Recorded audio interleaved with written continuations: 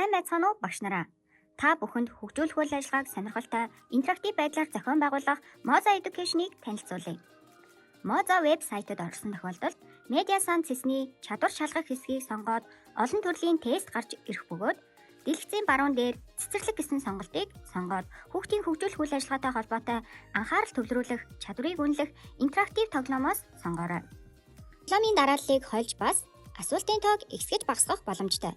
Старт товч даран хамтдаа туршиж үздэгэ. Эхний дасгал тоглоом амьтдын сүдрийг харгалзуулах даалгавар гарч ирж байна.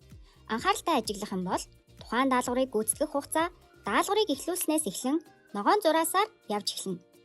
Сонголтоо хийж хариултаа дарахад систем автоматар зөв эсэх талаар цэнхэр шугам уншиж зөв дүрсийн хүрээ ногоорон баталгаажна. Эхний оролдлогоор зөв хариулсан тохиолдолд эхний асуултын доор харагдах эхний зураас ногоон өнгөтэй харагдана. Дараагийн даалгаврыг буруу хариулсан тохиолдолд даалгавар амжилтгүй хариулсан сануулгах бичиг гарах ба ог даран ахин оролдлого хийгээд зөв хариулсан тохиолдолд даалгаврын гүйцэтгэл шар өнгөтэй тэмдэглэгдэнэ.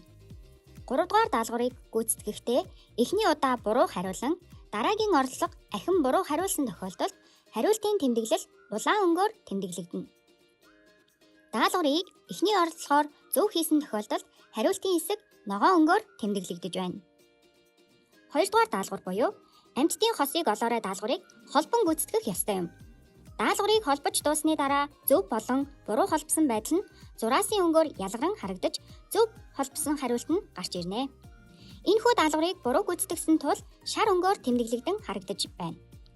Нийт асуулт даалгаврыг гүйцэтгэж дуусны дараа гүйцэтгсэн гэдэг хэсгийг дарахад даалгавар бүрийн сурагчдын аль даалгаврыг хэрхэн гүйцэтгсэн талаарх график мэдээлэл харагдана.